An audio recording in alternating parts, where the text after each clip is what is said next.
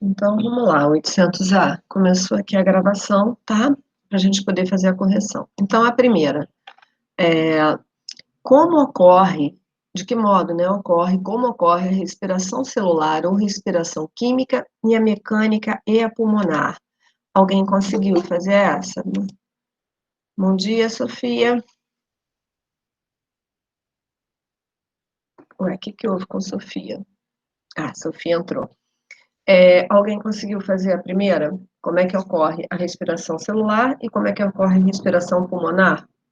Quem aí fez para mim? Respondam, por favor. Eu fiz. Fala, Juju. Eu coloquei que a respiração celular é a troca de gás entre o sangue e as células e a respiração pulmonar é a troca de gás entre os pulmões e o sangue. Então, a gente só vai mudar uma coisa na sua respiração celular. Não é uma troca gasosa, não, tá? A respiração celular, ela é produção de energia, é a queima da glicose pelo oxigênio. A pulmonar tá certinha, tá? É uma troca gasosa entre o corpo e o ambiente, mas a celular é de produção. Bom dia, Juju. É de produção de energia, tá bom? Aí só conserta essa para mim, tá? Ok. Joia. Tá, ok. Então, vamos então repetindo para o pessoal que entrou, tá? A primeira, como é que ocorre a produção, a respiração celular? A respiração celular, né, é a queima da glicose dentro das células, na mitocôndria, através do oxigênio. Bom dia, Catarina. E a pulmonar é a hematose, né, a troca gasosa que acontece dentro, sem problemas, é a que acontece dentro dos alvéolos pulmonares, tá? Vamos lá então para a segunda. Por quais mudanças o ar passa durante seu trajeto, né? Da... Bom dia, Miguel. Da inspiração pelas cavidades nasais até chegar lá nos alvéolos pulmonares, o ar passa por 3 modificações. Quem lembra? Quais são? Coloca para mim aí. Ele é aquecido, umedecido e filtrado. Isso aí, aquecido, umedecido e filtrado, certinho, Sussu, tá? Vamos para a terceira. Explique o trabalho dos alvéolos pulmonares. O que acontece nos alvéolos pulmonares? O que eles fazem? Qual é o trabalho deles durante a respiração?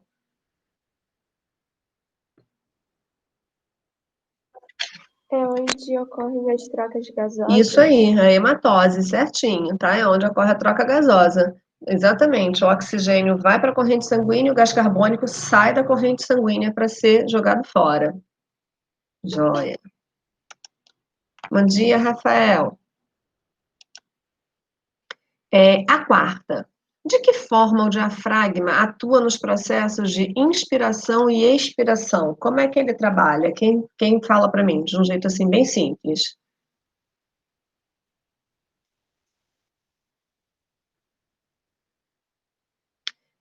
Vou repetir rapidinho que o Miguel pediu aqui a primeira, segunda e terceira, tá? A primeira, né, como é que ocorre a respiração celular? Ocorre através da queima do oxigênio pela glicose dentro da mitocôndria, e a respiração mecânica é a que ocorre nos alvéolos pulmonares, é quando o oxigênio vai para a corrente sanguínea e o gás carbônico sai pela difusão. A segunda, as mudanças, o ar é aquecido, umedecido e filtrado. A terceira, o trabalho dos alvéolos pulmonares. Eles é quem fazem a hematose, né, a troca gasosa. Por eles, o oxigênio vai para o sangue, o gás carbônico sai do sangue. E a gente agora chegou na quarta, Miguel. De que forma o diafragma atua nos processos de inspiração e expiração? Vamos lá, fala para mim alguém aí. Como é que o diafragma... Na inspiração ele desce e na expiração ele sobe. Isso aí, ele vai subir e descendo, fazendo com que a caixa torácica se abre e se fecha. Certinho, tá? Isso aí. A número 5. Qual é a principal finalidade da respiração? A gente aprende na vida inteira que respirar entra ar, sai ar. Mas não é somente a troca gasosa, tem uma outra função. Qual é a principal função da respiração? Que é a verdadeira função da respiração? Facinho, vamos lá.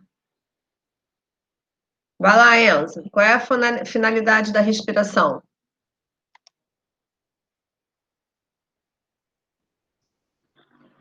Podem colocar no chat qualquer coisa.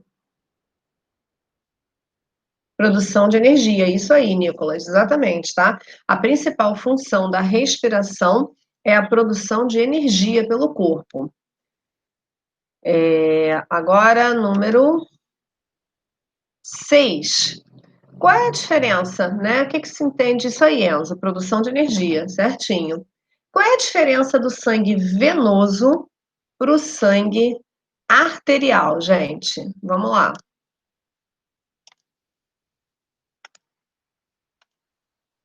Diferença do sangue venoso para o sangue arterial.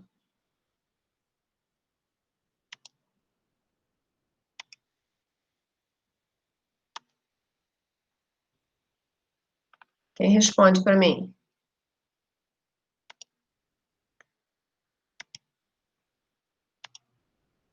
Essa é fácil. Vamos lá. Diferença do sangue venoso para o arterial. Fez, Catarina? Quem está me respondendo? Vai lá.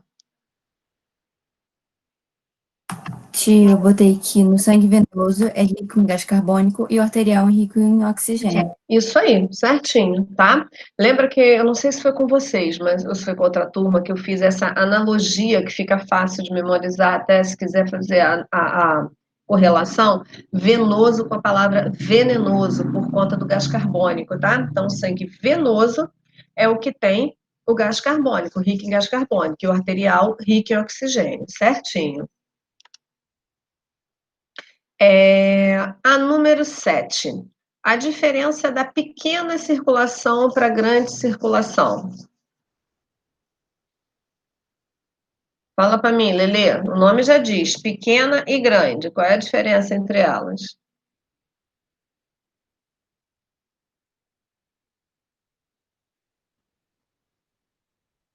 Vamos, amores.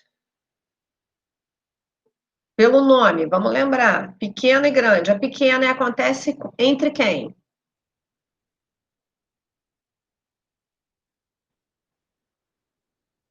Vou botar café no computador para vocês acordarem. Vamos lá. Oi, tia. Fala, amor. A pequena circulação é a que vai do coração até o pulmão? Isso, exatamente. Pequena porque o caminho é pequeno. E a grande é que acontece entre quem? O coração e o resto do corpo? Isso aí, certinho. Tá? A pequena, porque o caminho é pequenininho, né? Tá um do ladinho do outro. Então, a pequena é a que acontece entre o pulmão e o coração, e a grande é a que acontece entre o resto do corpo e o coração. Bom dia, Larinha.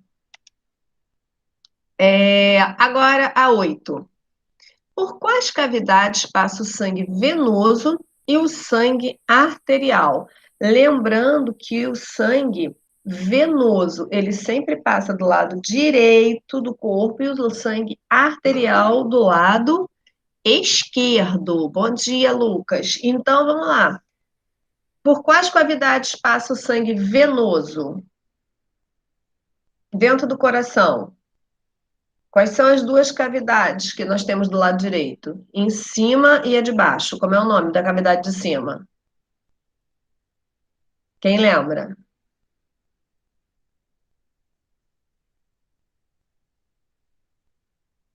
Pode escrever, se não quiser falar. Quais são os nomes das cavidades superiores do coração? Quem lembra?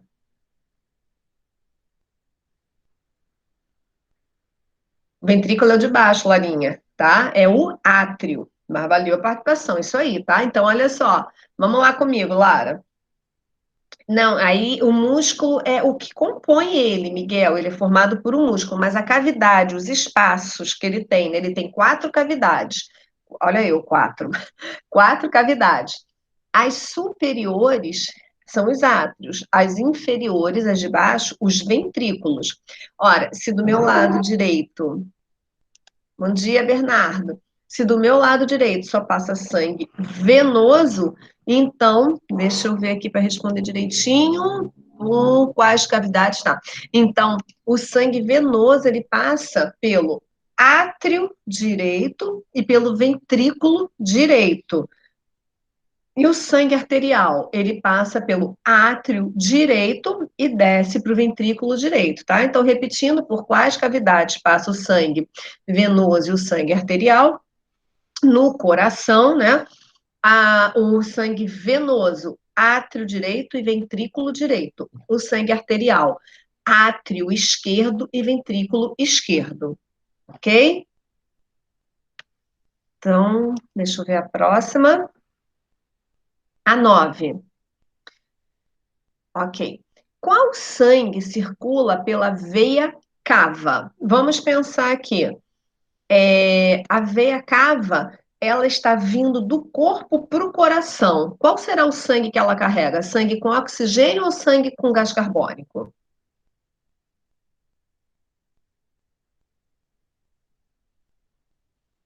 Vamos, meninos. Tá chegando do corpo. Isso aí, Larinha, gás carbônico. Então, a veia cava está transportando, né, o sangue do tipo venoso. Isso aí. Agora, a artéria aorta, ela está saindo do coração para o corpo. Está indo para o corpo. Qual sangue será que ela está transportando? Sangue com oxigênio arterial. Isso aí, Lara, o sangue com oxigênio. Agora, a artéria pulmonar. A artéria pulmonar, ela está saindo do coração para ir para o pulmão. Então, ela está levando um sangue de qual tipo? Está indo do coração para o pulmão, ou seja, ele ainda vai receber oxigênio. Então, é sangue do tipo venoso, isso, Larinha, venoso. E a veia pulmonar, ela está chegando no coração, está vindo do pulmão para o coração. Então, ela está chegando no coração, transportando que tipo de sangue? Arterial, isso aí, o sangue com oxigênio, certinho, tá? Obrigada, Larinha. A 10. Quais são os tipos de vasos sanguíneos existentes no corpo humano e caracterizando eles pelo calibre? Calibre é a grossura desse vaso, né? O calibre é que a gente chamaria de diâmetro desse vaso. Então, nós temos artérias, veias e capilares. Qual dos três é o mais fino? O bem fininho, artéria, veia ou capilar? Os capilares, isso aí, Lara. Então, isso aí, Catarina, os capilares. Qual seria deles o mais grosso, de maior diâmetro, maior calibre, artéria ou veia? Artéria, isso aí, Lara, tá? E então a gente fica no meio do caminho, né, com um calibre menor, de tamanho médio, as veias, tá? Então, de acordo com o calibre, a gente pode dizer, né, que são o diâmetro delas, né, o tamanho, a grossura, que as artérias são vasos mais grossos, né, de maior diâmetro, veias são vasos mais finos, com um diâmetro menor, paredes mais finas, e calibre, capilares são vasos muito finos, mais finos que o nosso fio de cabelo, porque eles só têm uma camada de células para poder realizar trocas, tá? A 11. Qual a importância das válvulas ou valvas cardíacas? Por exemplo, entre as artérias, entre os átrios e os ventrículos, nós temos, né, as válvulas que se abrem e se fecham. Qual é a importância dessa estrutura no nosso sistema cardíaco?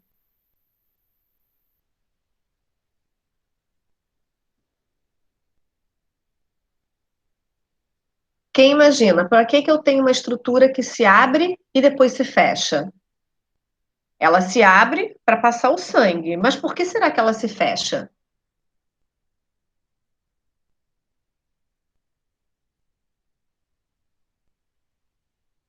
Mesmo que vocês não tenham feito. Isso, impedir o refluxo sanguíneo.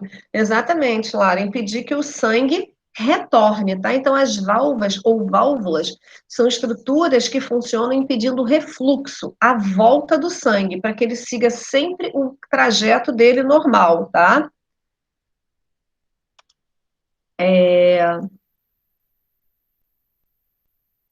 As cavidades cardíacas, em quais o sangue chega e em quais o sangue parte. Então, olha só, nós temos 4 cavidades: os átrios, que são superiores, os ventrículos, que são inferiores. Em qual cavidade o sangue chega do corpo? O sangue sempre chega em quais cavidades? Independente dele ser arterial ou venoso, ele vai chegar sempre nas cavidades, isso, Lara, nos átrios, nas cavidades superiores. Então, o sangue sempre chega em cima, nos átrios, e sempre parte dos ventrículos, das cavidades de baixo, tá? Até para uma questão dele funcionar pela gravidade, né? Chega em cima, desce e sai pela de baixo, tá?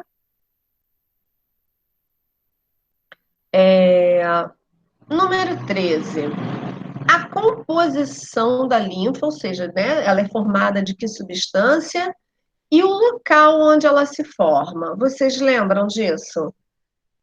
Qual é a composição da linfa? Ela é formada de quê? Quais são as substâncias que formam a linfa? É a mesma constituição de uma parte do nosso sangue. Qual é, então, a constituição da linfa? Ela não possui as hemácias, isso aí. E é a mesma constituição do plasma, certinho, tá? Elas não têm hemácias, porque as hemácias, elas ficam separadas, né, do plasma. Ela tem a mesma constituição do plasma: água, sais minerais, anticorpos, é, glicose, proteínas, tá? As plaquetas, elas não vão estar elas, se tiver a quantidade delas no plasma em quantidade bem pequena, a gente pode caracterizar, Nicolas, como célula da linfa, os glóbulos brancos, tá? Eles sim estão em quantidade bem grande. Então, ela tem uma constituição, né, semelhante, bem parecida, uma constituição igual à do plasma, porém, a célula que predomina é o glóbulo branco, porque ela vai ser coadjuvante do nosso sistema imunológico, tá? O sistema imunitário, tá joia? Então, primeira pergunta, a composição da linfa, ela tem a composição do plasma, né? Água, sais minerais e bastante glóbulos brancos, proteína e glicose. E onde ela se forma? Em que local ela se forma? Vocês lembram? Naquele líquido que banha as células, né? Ela é formada a partir do líquido intercelular ou intersticial, que vai para dentro dos capilares linfáticos. Então, aquele líquido que banha as células, o líquido intracelular, ela se forma ali, né? Ela é formada deste líquido, na realidade. Então, ela se forma ali. Aquele líquido que forma as células, o excesso dele, isso aí, Sofia, o líquido intersticial, ele vai para dentro dos capilares linfáticos, tá? Se vocês quiserem, depois eu coloco para vocês um link do YouTube, porque eu não gosto de ficar colocando os vídeos, né, por conta dos direitos autorais e tal, mas tem uns links, eu posso colocar para vocês os links lá no nosso chat de sistema linfático do YouTube, tem uns vídeos muito legais falando sobre linfa, né? Mostrando o líquido intersticial passando para dentro do capilar, esse excesso, né? A necessidade de trocar, quando vai renovar, ele sai dali, vai para dentro dos capilares linfáticos para poder, então, ser purificado, filtrado nos nódulos, nos órgãos linfáticos, os excessos de excretas sendo eliminados pelo rim. É muito legal esse vídeo. Agora, 14. Como é que a linfa atua no organismo? Ou seja, qual é a função? O que ela faz no corpo da gente?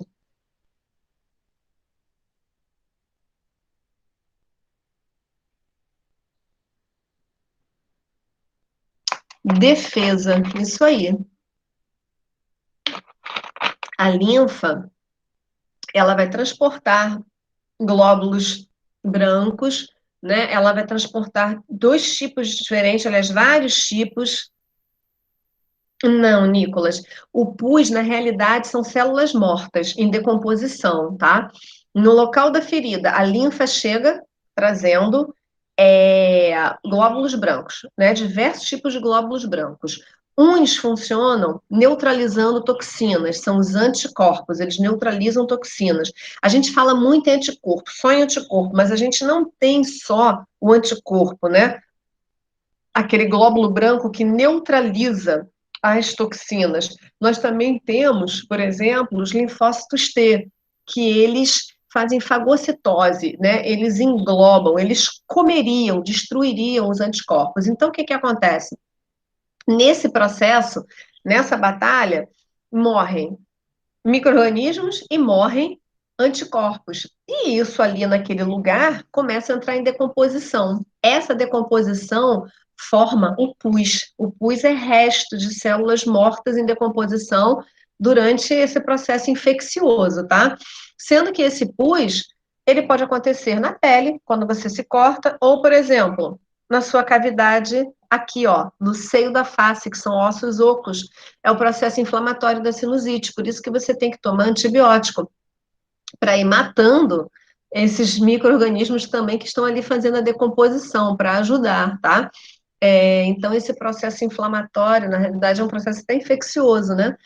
Nada mais do que essa briga ali de anticorpos com células. Elas morrem, entram em decomposição e viram pus, tá? Agora, aqui não, na linfa, ela vai. Os vasos, né, linfáticos são paralelos aos vasos sanguíneos, então acontece ali o fenômeno da diapedese, é assim que ela vai atuando, ela vai recolhendo, né, conforme ela vai passando pelos tecidos, por esse líquido intersticial, ela vai recolhendo as substâncias, os restos ali desse trabalho de defesa, vai filtrando, né, passando pelos nódulos linfáticos, e aí o que vai acontecendo? As substâncias que estão ali, ou tóxicas, né, de proteínas estranhas do corpo, ou até micro-organismos mesmo presentes, eles vão sendo destruídos por esses glóbulos brancos. Então, esses glóbulos brancos vão passando junto do meu sistema circulatório. Tem uma infecção, sei lá, no meu rim. Quando esse sistema linfático chega ali, os glóbulos brancos, eles passam por dentro, né, das células do tecido ali dos rins, fazem o seu trabalho e os restantes, tudo, volta para lá e vai ser limpo. Sendo que não esqueçam que o sangue também vai ser limpo, filtrado, quando ele passar pelos rins, tá? Então, eu vou jogando o que eu quero ali para o sangue, o rim tira. Ah, tá ligado a anticorpos, micro-organismos. Os nódulos linfáticos filtram e fazem também seu trabalho. Ela tem um trabalho coadjuvante, junto com o sistema, as células de defesa do sistema circulatório, do sangue, do sistema imunitário, tá? Isso, exatamente, o sistema linfático, os nódulos linfáticos, eles filtram a linfa antes dela voltar, né, das substâncias voltarem para os vasos sanguíneos, para serem retirados pelos rins. Então, eles fazem essa filtragem. O que seria essa filtragem? Eles desabilitam toxinas, né, neutralizam toxinas e matam os micro-organismos, tá? 15, como os linfonodos auxiliam, eles filtram a linfa, né? Exatamente esse trabalho todo acontece ali dentro dos linfonodos, eles vão filtrar o sangue nesse processo de filtragem, ou seja, quando a linfa passa por dentro deles, as toxinas são neutralizadas, micro-organismos estranhos são eliminados. E a número 16, o fenômeno da diapedese. Vocês lembram o que vem a ser a diapedese? Capilares. Só temos uma camada celular para poder haver troca e passagem. O que é, então, esse fenômeno da diapedese? Quem lembra?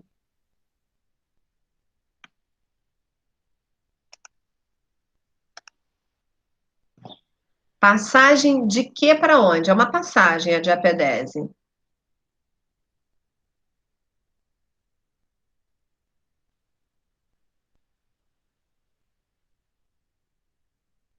É a passagem dos glóbulos brancos, né? Através dos capilares linfáticos para o tecido ou para o capilar sanguíneo, tá? Então, essa passagem do glóbulo branco dos linfócitos, dos leucócitos, de um lugar para o outro, a passagem desses glóbulos brancos, ela é chamada de diapedese.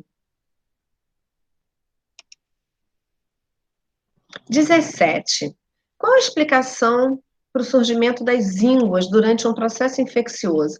Quando você chega, né, eu não sei na idade de vocês, mas eu acho que ainda acontecia, já tem tempo, graças a Deus, que minha filha não vai para médico, mas chegava com febre, algum mal-estar no hospital, ou até no próprio pediatra, no médico, eu não sei se vocês já repararam, eles apertam bastante aqui, né, para verificar um aumento dos nódulos linfáticos. Nós temos muito linfonodos nessa região aqui, principalmente próxima da amígdala, nas axilas, nas virilhas e na dobra da perna, né? Mas o médico, ele vai aqui, ó, ele aperta aqui assim.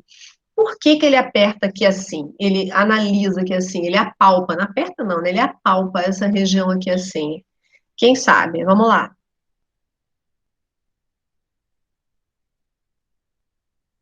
Ele está tentando achar o quê quando ele apalpa essa região? Vamos, meu povo. Abram o microfone e falem. Se não sabem, tentem. Vamos lá. Os gânglios, isso aí, Lara. Ele está tentando, né, apalpar os gânglios, sentir os gânglios. Por quê? Quando esses gânglios estão aumentados, né, ficam quentes, vermelhos, doloridos, eles ficam bem aumentados, bem palpáveis nessa região, significa um processo infeccioso. Os gânglios, ou nódulos linfáticos, eles aumentam durante um processo infeccioso porque o trabalho deles aumenta. Eles têm que aumentar esse trabalho de produção de anticorpos, de filtrar a linfa, destruir micro-organismos. Então, eles acabam que eles aumentam o tamanho. E muitas vezes ficam, né, doloridos, vermelhos, quente. O lugar fica, né, com um carocinho bem palpável, tá? Então, eles vão ficar, surgimento das ínguas.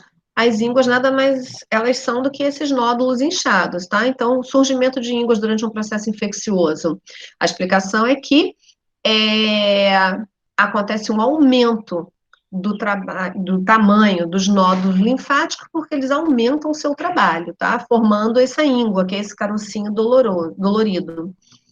E a 18ª, de que forma a linfa, ela não é impulsionada pelo coração, pelo bombeamento do coração, como sangue nos vasos sanguíneos?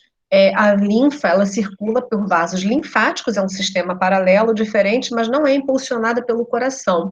Quem impulsiona a linfa?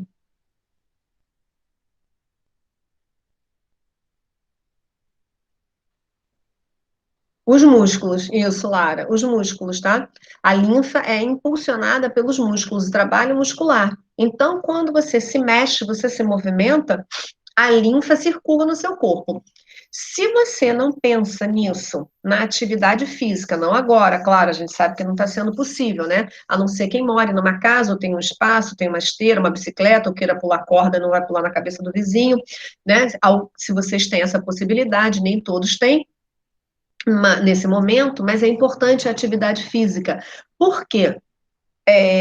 A linfa, se você não pensa, por exemplo, pelo lado da saúde, que eu vou ter a linfa circulando no meu corpo, eu vou ter um maior trabalho de anticorpos, eu vou ter uma maior filtragem, né, um maior trabalho do meu sistema linfático quando eu faço uma atividade física, porque eu estou tendo trabalho muscular e ele vai pressionando, impulsionando a linfa.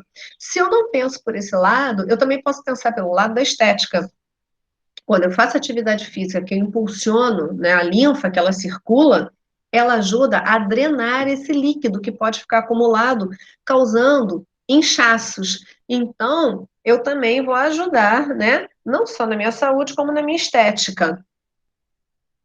Isso, exatamente, Lara. As pessoas ociosas, né? As pessoas que são que não fazem atividade física, elas têm um sistema imunológico prejudicado, porque você tem a dificuldade da linfa. Pessoas que ficam muito tempo acamadas também, que passam por cirurgias, ou estão dentro de CTIs, em hospitais, que ficam acamadas, ou por problemas derrame, alguma coisa que elas não têm mobilidade, a linfa não circula. Ela, ao contrário, se acumula, causando inchaços, diminuindo, né, essa parte de sistema imunológico.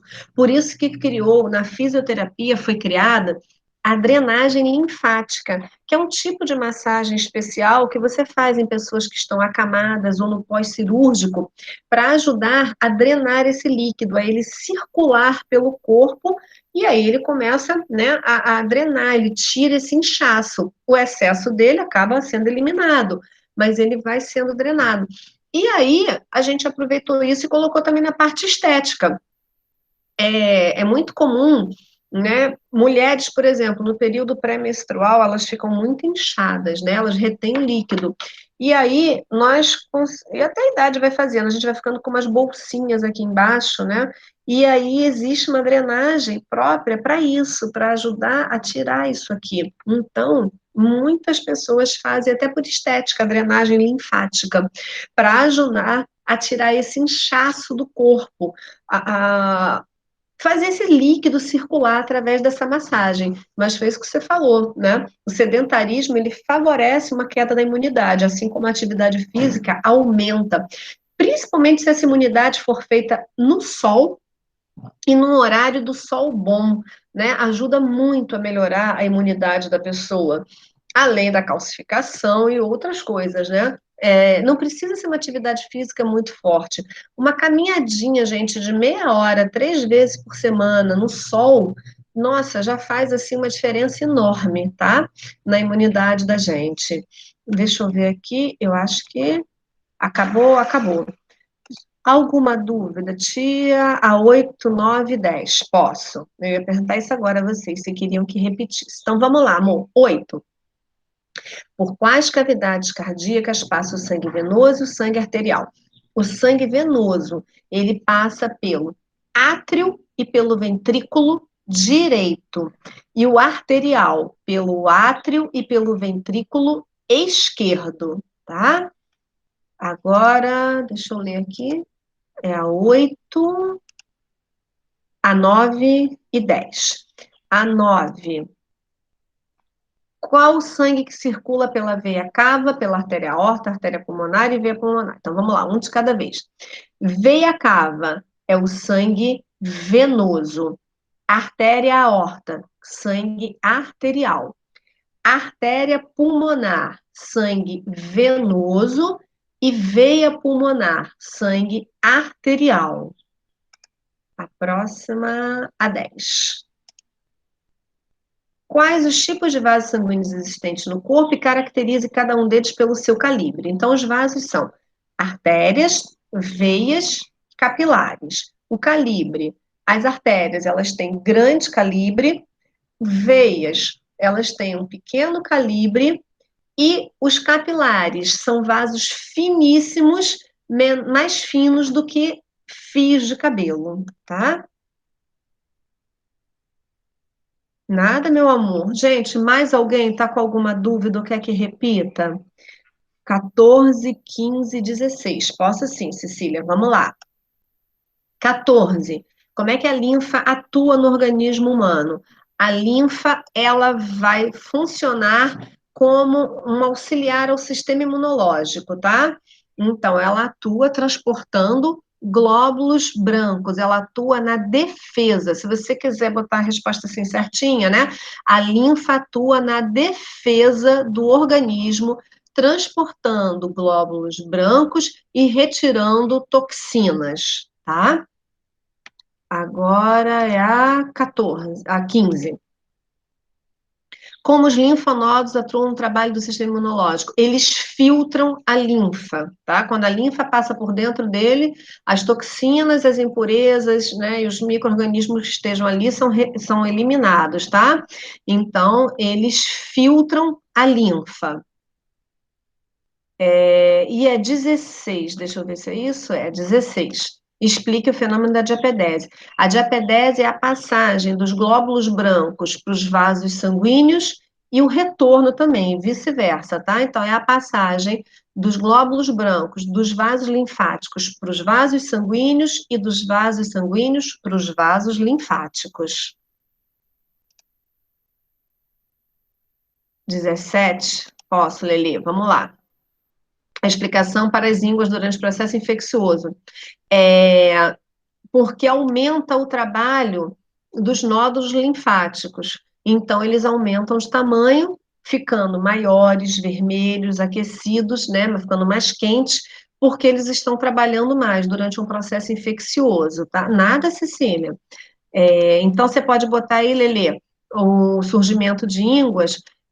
As ínguas acontecem porque aumenta o trabalho dos nódulos linfáticos ou linfonódulos. Mais alguém, meus anjos? Mais alguma dúvida? Então, olha só, eu vou fechar agora então a nossa gravação, tá bom? Aí volto lá para o chat, vou fechar aqui a gravação e a sala, tá? E vou para o chat com vocês.